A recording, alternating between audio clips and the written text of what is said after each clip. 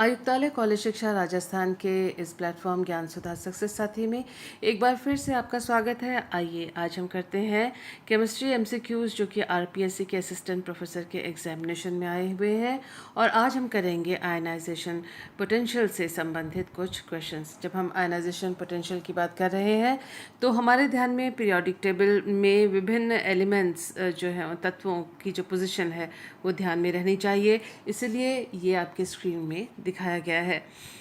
आइए जान लेते हैं कि आयनाइजेशन या याद कर लेते हैं कि आयनाइजेशन पोटेंशियल या आयनन विभव या आयनन ऊर्जा, आयनाइजेशन एनर्जी किसे कहते हैं, एक बार फिर याद कर लेते हैं। एक विलगित या गैसीय अणु से उसके बाह्यतम इलेक्ट्रॉन को नाभिकीय आकर्षण से अनंत दूरी तक ले जाने के लिए आवश्यक ऊर्जा को आयनन ऊर्जा या आयनन विभव या आयनाइजेशन एनर्जी, आयनाइजेशन पोटेंशियल के नाम से जाना जाता है। ये देखिए, एक आइसोलेटेड विलगित गैसीय परमाणु है, एक इलेक्ट्रॉन उसमें से निष्कासित हुआ जिससे वो +1 चार्ज में वो परिवर्तित हो गया और जिस विभव या जिस आयनाइजेशन एनर्जी की ज़रूरत पड़ी उसको IP1 के नाम से उसको प्रदर्शित किया गया है। ये जो प्लस चार्ज है इसमें से फिर दोबारा अगर हम एक इलेक्ट्रॉन को इस आयन से, प्लस चार्ज वाले आयन से निकालते हैं, +1 है ये चार्ज, तो +1 चार्ज वाले आयन से अगर हम एक और इलेक्ट्रॉन निकालते हैं तो उसको सेकेंड आयनाइजेशन एनर्जी या द्वितीय आयनन विभव के नाम से जाना जाता है। जैसा कि आप समझ ही रहे होंगे कि प्लस चार्ज है उसमें से एक इलेक्ट्रॉन का निकालना इसकी तुलना में, जहाँ कोई चार्ज नहीं है उसकी तुलना में ज़्यादा मुश्किल होगा। इसीलिए जो सेकेंड आयनाइजेशन एनर्जी है या सेकेंड आयनाइजेशन पोटेंशियल है उसका मान पहले वाले से ज़्यादा होता है। और ठीक उसी प्रकार जो थर्ड आयनाइजेशन पोटेंशियल है, जो कि +2 आयन से एक इलेक्ट्रॉन के निष्कासन के लिए जिस पोटेंशियल की ज़रूरत होती है, विभव की ज़रूरत होती है, उसको IP3 या आयनाइजेशन एनर्जी को नंबर 3 से थर्ड आयनाइजेशन एनर्जी के नाम से जाना जाता है। उसका मान पहले दो IP1 और IP2 के तुलना में ज़्यादा होगा, क्योंकि यहाँ पर +2 से एक इलेक्ट्रॉन को निकालना ज़्यादा मुश्किल होगा। आइए जान लेते हैं वो कारक कौन से हैं जो आयनाइजेशन एनर्जी या आयनाइजेशन पोटेंशियल को प्रभावित करते हैं। सबसे पहला है साइज ऑफ द एटम। हमें मालूम है कि नाभिक में प्लस चार्जेस होते हैं और बाहर के शेल्स में इलेक्ट्रॉन्स होते हैं।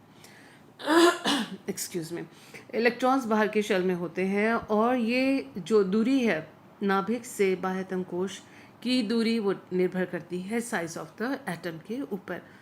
जितना बड़ा साइज़ होगा, अगर छोटा साइज़ है यानी ये नाभिक है, इसमें प्लस चार्ज है, छोटा साइज़ है एटम का, तो इलेक्ट्रॉन्स उसके पास होंगे, नाभिक के आकर्षण बल तीव्र होगा और इलेक्ट्रॉन्स को निकालना मुश्किल होगा। तो ऐसे में आयनाइजेशन पोटेंशियल की वैल्यू जो है वो ज़्यादा होगी। उसी तुलना में अगर हम देख सकते हैं कि अगर साइज़ बड़ा है, प्लस चार्ज से नेगेटिव चार्ज की दूरी ज़्यादा है, आकर्षण बल कम होगा और साइज़ ऑफ एटम के बढ़ने के साथ आयनाइजेशन पोटेंशियल की वैल्यू घटेगी। ये चीज़ें हमें मालूम है। सेकेंड जो प्रभाव है वो स्क्रीनिंग इफ़ेक्ट कहलाता है। स्क्रीनिंग इफ़ेक्ट का मतलब आप जानते ही हैं कि नाभिक में प्लस चार्जेस हैं और छोटी साइज़ है उसकी, और इसके आसपास कई शेल्स हैं जिनमें इलेक्ट्रॉन्स हैं, इनमें नेगेटिव इलेक्ट्रॉन्स हैं। जो बाह्यतम कोश है उसमें भी इलेक्ट्रॉन्स हैं और उसमें से हम इलेक्ट्रॉन्स को अगर निकालते हैं तो आयनाइजेशन कहा जाता है। और जिस ऊर्जा की ज़रूरत होती है उस इलेक्ट्रॉन को निकालने के लिए उसको आयनाइजेशन एंथैल्पी या आयनाइजेशन एनर्जी या आयनाइजेशन पोटेंशियल के नाम से जाना जाता है, जैसा कि हमने अभी देखा। जो अंदर वाले कक्ष में जो इलेक्ट्रॉन्स हैं वो परिरक्षित करते हैं इस इलेक्ट्रॉन को कि वो महसूस न करे इस आकर्षण बल को। तो अगर परिरक्षण ज़्यादा है तो ये जो बाह्यतम इलेक्ट्रॉन है वो आकर्षण बल को कम महसूस करेगा। तो आकर्षण बल को कम महसूस करेगा यानी परिरक्षित हुआ बाह्यतम इलेक्ट्रॉन किससे, आकर्षण बल से परिरक्षित हो गया, आकर्षण बल महसूस नहीं करेगा। यानी स्क्रीनिंग इफेक्ट अगर अधिक है तो ऐसी स्थिति में आयनाइजेशन पोटेंशियल जो है वो कम होगा। तो ये देखिए Higher the screening effect, the lesser is the value of ionization enthalpy. क्योंकि स्क्रीनिंग इफेक्ट के द्वारा नाभिक का आकर्षण बल जो है बाह्यतम इलेक्ट्रॉन महसूस नहीं कर पाता है। तो ये दूसरा कारक था। आइए देखते हैं थर्ड, फोर्थ, फिफ्थ और सिक्स्थ फैक्टर्स क्या क्या हैं। Nuclear charge. न्यूक्लियर चार्ज, जैसे जैसे नाभिक का चार्ज आवेश बढ़ता जाता है, इलेक्ट्रॉन्स को जो कोश, बाह्यतम कोश से उसे खींचने की जो फोर्स है, वो नाभिक जो है बाह्यतम कोश के इलेक्ट्रॉन्स पर जैसे जैसे चार्ज बढ़ता जाता है, आकर्षण बल बढ़ता जाता है, तो इसको इलेक्ट्रॉन्स को आकर्षण बल से मुक्त करके बाहर निकालने के लिए ज़्यादा एनर्जी की ज़रूरत होती है। तो न्यूक्लियर चार्ज जैसे जैसे बढ़ता है, आयनाइजेशन एनर्जी या आयनाइजेशन पोटेंशियल वैसे वैसे बढ़ता है, क्योंकि नाभिक तेज आकर्षण बल से, प्रबल आकर्षण बल से इलेक्ट्रॉन्स को अपने साथ बांधे रखता है। नेक्स्ट है half filled and fully filled orbitals. इसका हमें खास ध्यान रखना है। एमसीक्यूज़ में इन सभी प्रभावों के ऊपर जो है वो क्वेश्चंस हमें मिलते हैं। हाफ फिल्ड, आधा जो भरा हुआ है, और पूरी तरह से जो भरे हुए ऑर्बिटल्स हैं, उनका जो इलेक्ट्रॉनिक कॉन्फ़िगरेशन है वो ज़्यादा स्टेबल होता है। ऐसी स्थिति में अगर हम उनमें से इलेक्ट्रॉन बाहर निकालना चाहते हैं, आयन में परिवर्तित करना चाहते हैं उस एटम को, तो उसके लिए आयनाइजेशन एनर्जी हमें ज़्यादा ज़रूरत होती है, क्योंकि हाफ फिल्ड और फुल्ली फिल्ड जो ऑर्बिटल्स हैं, इलेक्ट्रॉन्स के चले जाने के बाद इनका कॉन्फ़िगरेशन बिगड़ जाता है और स्टेबिलिटी ख़राब हो जाती है। इसीलिए उसको डिस्टेबलाइज करने के लिए, डिस्टेबलाइजेशन जो हो जाती है इलेक्ट्रॉन्स के निकालने से, तो ऐसी स्थिति में ज़्यादा एनर्जी की ज़रूरत होती है कि हम इलेक्ट्रॉन्स को निकाल सके, क्योंकि सिस्टम डिस्टेबलाइज हो जाता है और वो नहीं चाहता कि इलेक्ट्रॉन बाहर निकले, और प्रबल आकर्षण बल से नाभिक ऐसे इलेक्ट्रॉन्स को अपने साथ बांधे हुए रहता है। नेक्स्ट जो इफ़ेक्ट है वो है शेप ऑफ द ऑर्बिटल। हमें मालूम है एस ऑर्बिटल सर्कुलर है और स्फेरिकल है और नाभिक के एकदम पास है। उससे दूर है पी ऑर्बिटल, उससे दूर है डी, और लास्ट में है एफ। तो जो ऑर्बिटल सबसे ज़्यादा पास होता है नाभिक के, उसमें से इलेक्ट्रॉन निकालना सबसे मुश्किल होता है, इसीलिए उसका आयनाइजेशन पोटेंशियल का वैल्यू सबसे अधिक होगा, और उसी तरह से जो सबसे दूर है उसके आयनाइजेशन पोटेंशियल की वैल्यू कम होगी।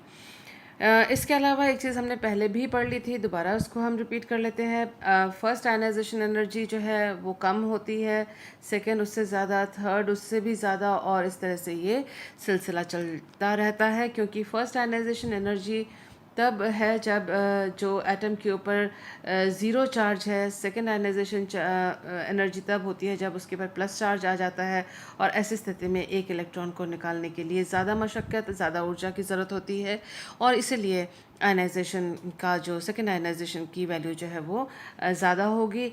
फिर +2 से एक इलेक्ट्रॉन को निकालने के लिए और ज़्यादा एनर्जी की ज़रूरत है, क्योंकि ऐसे में जो नाभिक है वो इलेक्ट्रॉन को बहुत तेज़ी से प्रबल आकर्षण बल से बांधे हुए रखता है, और आयनाइजेशन पोटेंशियल की वैल्यू जैसे जैसे प्लस चार्ज बढ़ता है, इलेक्ट्रॉन्स को निकालने के लिए ज़्यादा एनर्जी की ज़रूरत पड़ती है।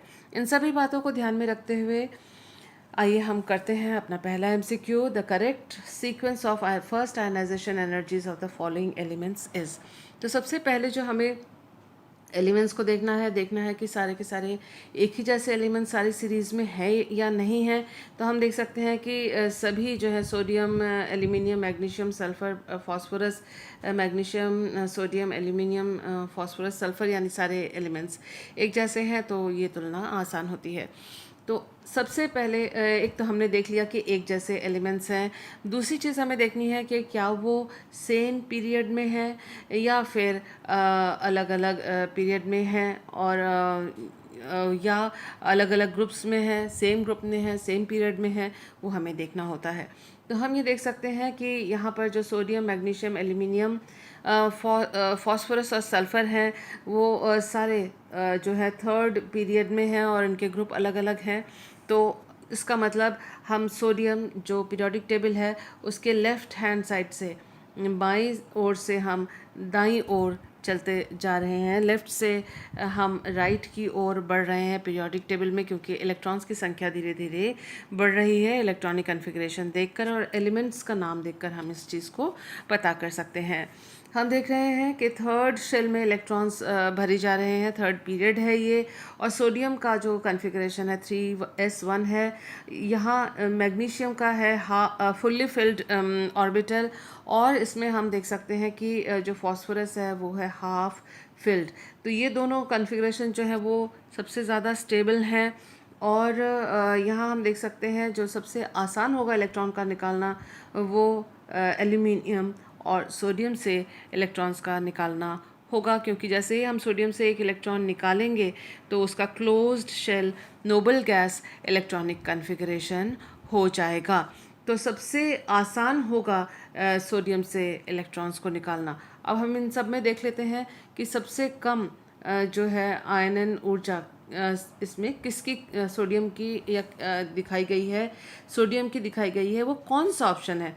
यहाँ मैग्नीशियम की दिखाई गई है, ये तो फुल्ली फिल्ड इलेक्ट्रॉनिक कॉन्फ़िगरेशन है, तो मैग्नीशियम की सबसे कम तो किसी भी हालत में नहीं हो सकती, क्योंकि इसमें से इलेक्ट्रॉन निकालना मुश्किल है, ऑप्शन रॉन्ग है। उसी तरह से फॉस्फोरस भी जो है हाफ फिल्ड, आधा भरा हुआ शेल है, 50% भरा हुआ, ये फुल्ली फिल्ड है, 100% भरा हुआ शेल है। तो ये मैग्नीशियम और जो फॉस्फोरस है उसमें से इलेक्ट्रॉन निकालना मुश्किल काम है, क्योंकि उनका इलेक्ट्रॉनिक कॉन्फ़िगरेशन ख़राब होगा, तो इस स्टेबिलिटी ख़राब होगी। तो ये देख सकते हैं कि ये फॉस्फोरस की सबसे कम दी हुई है, ये भी गलत आंसर है। यहाँ सोडियम की सबसे कम दी हुई है, जो कि सही है, क्योंकि 3s1 है, बस एक इलेक्ट्रॉन लूज़ करने से ये नोबल गैस कॉन्फ़िगरेशन हो सकता है। और यहाँ पर भी सोडियम सबसे पहले दिया हुआ है, सबसे कम उसकी वैल्यू दी हुई है इन दोनों ऑप्शंस में। उसका मतलब 1 और 2 को हमने कैंसिल किया, 3 और 4 पे फोकस करते हैं। 3 और 4 पे फोकस करने पे हम ये देखते हैं कि जो थर्ड ऑप्शन है उसमें मैग्नीशियम की जो आयनाइजेशन एनर्जी एल्यूमिनियम से कम दी हुई है, जबकि ऐसा नहीं हो सकता। मैग्नीशियम जो है वो 3s2 है, यानी फुल्ली फिल्ड है उसका इलेक्ट्रॉनिक एस शेल। तो ऐसे में जो इलेक्ट्रॉनिक कॉन्फ़िगरेशन है वो इस बात की इजाज़त नहीं देगा कि आयनाइजेशन पोटेंशियल कम हो। आयनाइजेशन ऊर्जा इसमें ज़्यादा होगी, आयनाइजेशन ऊर्जा इसमें ज़्यादा होगी, क्योंकि यह 3s2 है, और यहाँ पर फर्स्ट और सेकंड को हमने नेगेट कर दिया। यहाँ पर यहाँ दिखाया हुआ है कि मैग्नीशियम की कम है, एल्यूमिनियम की ज़्यादा है, जबकि एल्यूमिनियम की कम ऊर्जा की ज़रूरत है इलेक्ट्रॉन्स, एक इलेक्ट्रॉन को निकालने का, क्योंकि जैसे ही हम एक इलेक्ट्रॉन निकालेंगे तो 3s2 यानी फुल्ली फिल्ड ऑर्बिटल ये हो जाएगा, एक्सक्यूज़ मी, और तो इसीलिए इसकी एनर्जी होगी कम और इसकी एनर्जी 3s2 की वजह से होगी ज़्यादा। तो हम देख सकते हैं कि इस वाले ऑप्शन में मैग्नीशियम को की एनर्जी, आयनाइजेशन एनर्जी कम दिखाई है, so this is also wrong. ये ऑप्शन सही है जिसमें मैग्नीशियम की एल्यूमिनियम से ज़्यादा आयनाइजेशन एनर्जी है। हमें आगे सल्फ़र और फॉस्फोरस को देखने की ज़रूरत ही नहीं थी, क्योंकि यहाँ तक हम आते ही हमारा आंसर ये सॉल्व हो जाता है। फिर भी सल्फ़र की कम है और फॉस्फोरस की ज़्यादा किस लिए है, क्योंकि फॉस्फोरस में हाफ फिल्ड sp6 होना चाहिए होता है फुल्ली फिल्ड, और sp3 है, उसका मतलब हाफ फिल्ड, और हमें मालूम है हाफ फिल्ड जो इलेक्ट्रॉनिक कॉन्फ़िगरेशन है वो ज़्यादा स्टेबल होता है, इसीलिए इसमें से एक इलेक्ट्रॉन निकालना मुश्किल है। उसकी तुलना में यहाँ p4 है, एक इलेक्ट्रॉन अगर हम निकाल देते हैं तो ये जो ये है p3 में कन्वर्ट हो जाएगा सल्फ़र एक इलेक्ट्रॉन के निकालने के बाद। इसलिए अगर इन दोनों की तुलना करें, सल्फ़र से इलेक्ट्रॉन निकालना आसान होगा न कि फॉस्फोरस से, और इसलिए ये क्रम सही है। और ये आंसर काफ़ी हम यहाँ तक करने के बाद यानी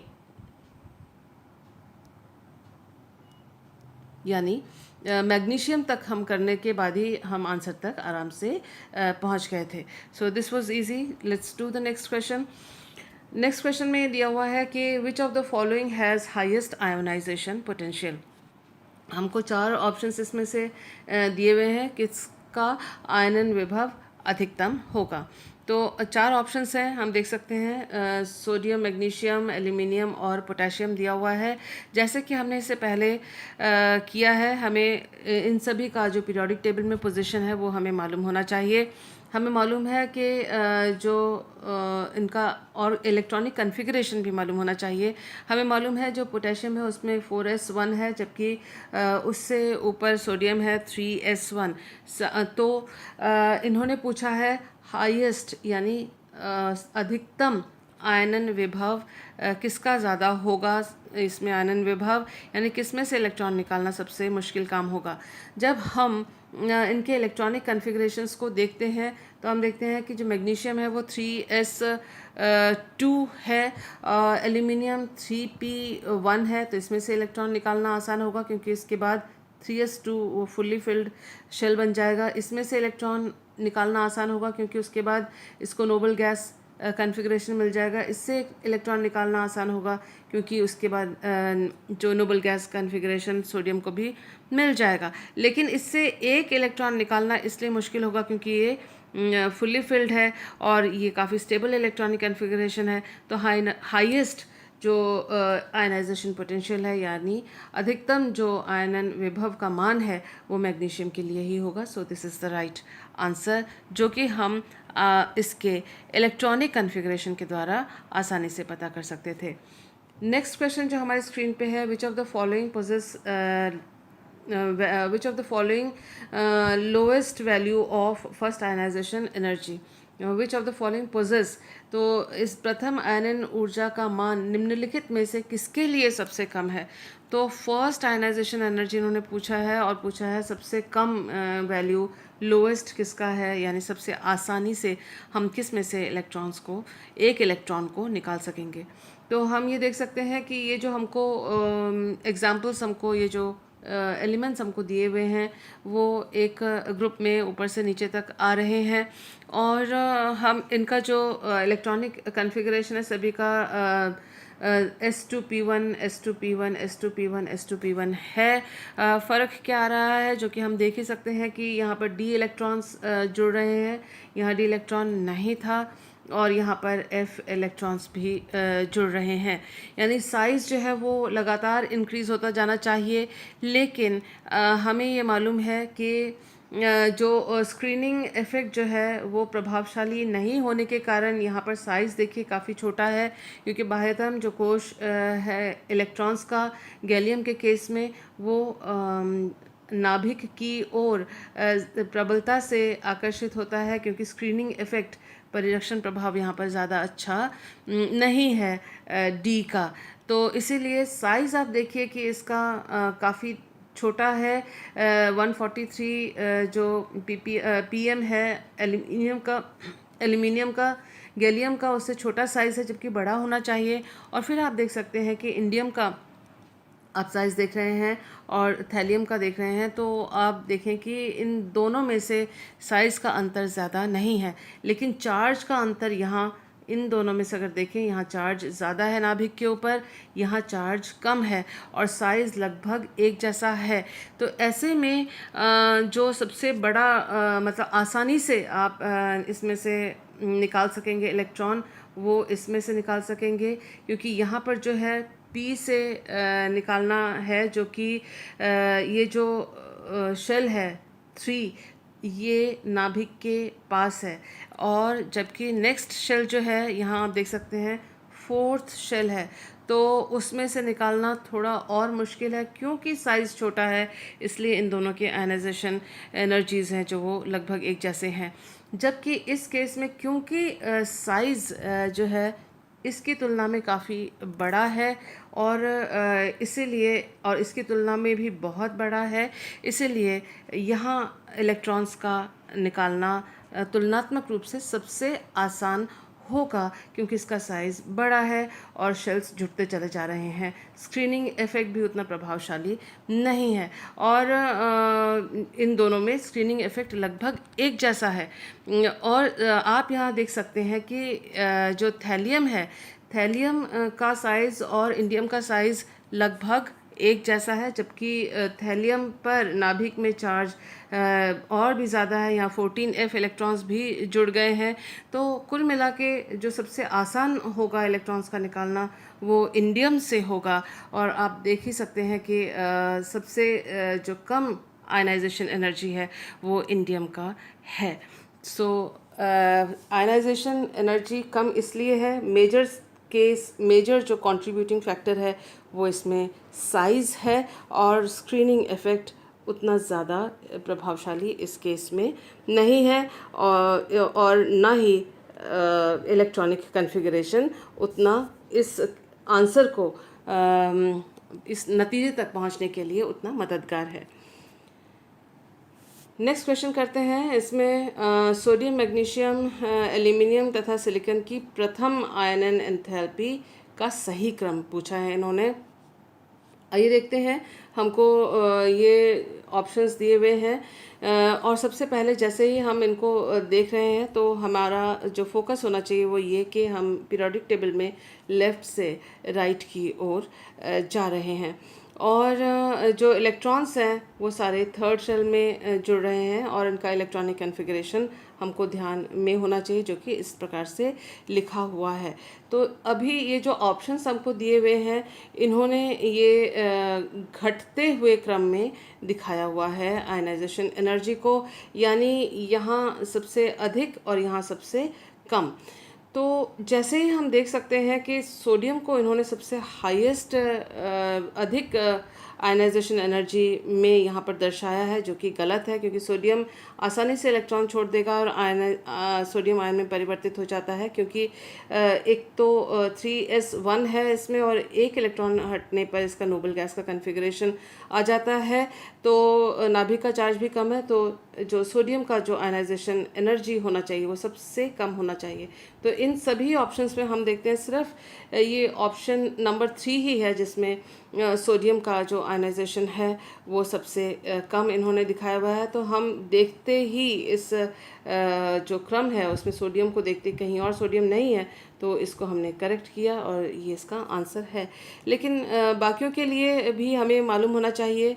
मैग्नीशियम का हम कई बार कर चुके हैं अभी, तो मैग्नीशियम की होती है हाई, सोडियम की तुलना में काफ़ी हाई। एल्यूमिनियम का भी हम थोड़ी देर पहले कर चुके हैं, और एल्यूमिनियम से जो इलेक्ट्रॉन निकालना आसान है मैग्नीशियम के तुलना में, इसीलिए आप देख सकते हैं कि मैग्नीशियम की आयनाइजेशन एनर्जी ज़्यादा है, एल्यूमिनियम की कम। अभी थोड़ी देर पहले हम इस तरह के क्वेश्चन को कर चुके हैं। उसमें फ़र्क सिर्फ सिलिकॉन का है। सिलिकॉन में 3p2 है, और ये इसका आयनाइजेशन एनर्जी ज़ाहिर है एल्यूमिनियम से और मैग्नीशियम से ज़्यादा होगा, तो ये this is the correct answer. आइए देखते हैं नेक्स्ट क्वेश्चन हमारा।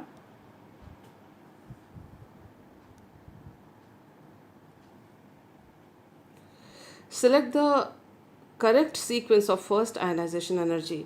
प्रथम आयनन ऊर्जा के सही क्रम का चयन कीजिए। तो ये हमको कुछ एलिमेंट्स दिए हुए हैं, बेरिलियम, बोरॉन, नाइट्रोजन और ऑक्सीजन हमको दिया हुआ है, और हम पीरियोडिक टेबल में लेफ़्ट से राइट में जा रहे हैं सेकेंड पीरियड में, जैसा कि हम इन एलिमेंट्स को देख के साफ साफ पता कर सकते हैं। इन्होंने पूछा है सीक्वेंस ऑफ आयनाइजेशन एनर्जी, या और इन्होंने आयनाइजेशन एनर्जी को कम से ज़्यादा, लो से हाई की ओर इन्होंने दिखाया है। यहाँ पर ये देखिए लो से हाई है ये सारे के सारे, तो सबसे कम किसका होगा और उसके लिए आयनाइजेशन एनर्जी का मान किसका होगा, इसके लिए हमें देखना है इनका इलेक्ट्रॉनिक कॉन्फ़िगरेशन, क्योंकि ये सभी एक ही पीरियड में सेकेंड में चल रहे हैं। तो लेट अस सी कि सेकेंड शेल में इलेक्ट्रॉनिक कॉन्फ़िगरेशन बेरिलियम का 2s2 जो कि स्टेबल है क्योंकि ये फुल्ली फिल्ड है। उसके बाद है बोरोन का, ये स्टेबल बेरिलियम की तुलना में इसका अगर हम देखें तो बोरोन से इलेक्ट्रॉन्स को निकालना आसान होगा बेरिलियम की तुलना में। तो सबसे पहले हम देख लेते हैं ऐसा कौन सा ऑप्शन है जिसमें बोरोन का कम है और बेरिलियम का ज़्यादा है। तो ये चार ऑप्शंस अगर हम देखते हैं इन चारों में, तो हम देख रहे हैं कि बोरोन का लो कहाँ कहाँ पर है। दिस इज़ बोरोन का लो, यहाँ बोरोन का लो, यहाँ बेरिलियम को कम दिखाया है, जबकि इसका फुली फिल्ड शेल है, तो उसका मतलब यहाँ से इलेक्ट्रॉन का निकालना मुश्किल होगा। तो ये दोनों ऑप्शंस जो है हमने कैंसिल किए। तो नीचे जो थर्ड ऑप्शन और फोर्थ ऑप्शन है उनमें से हमें करेक्ट आंसर मिलेगा, इसको हमने कैंसिल किया। और फिर हम देख रहे हैं कि इलेक्ट्रॉनिक कॉन्फ़िगरेशन नाइट्रोजन और ऑक्सीजन का क्या है। नाइट्रोजन का जो इलेक्ट्रॉनिक कॉन्फ़िगरेशन है, जैसा कि आप देख सकते हैं कि 2p3 है, फुल्ली फिल्ड है, 2p6 हाफ फिल्ड है 2p3, तो ये भी स्टेबल है किसके तुलना में, ऑक्सीजन की तुलना में।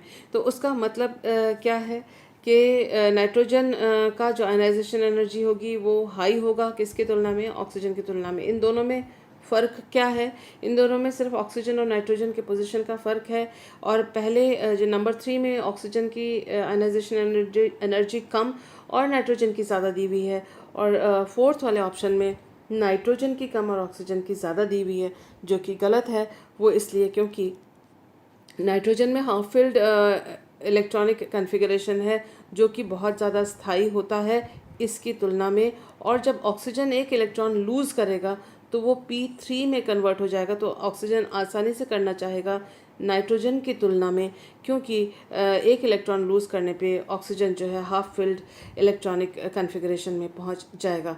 तो इलेक्ट्रॉन्स का निकालना, आयनाइजेशन करना ऑक्सीजन में आसान होगा, न कि नाइट्रोजन में। इन दोनों की अगर हम तुलना करें, और आप इनके वैल्यू से भी देख सकते हैं कि वैल्यू जो आयनाइजेशन एनर्जी की है नाइट्रोजन की ज़्यादा है और ऑक्सीजन की कम है, and that is due to electronic configuration. तो इसमें हम देख सकते हैं नाइट्रोजन की हाईएस्ट है, इसमें ऑक्सीजन की हाईएस्ट दी हुई है जो कि गलत है। So this was the correct option. So thank you for being with me. I hope this video was useful to you.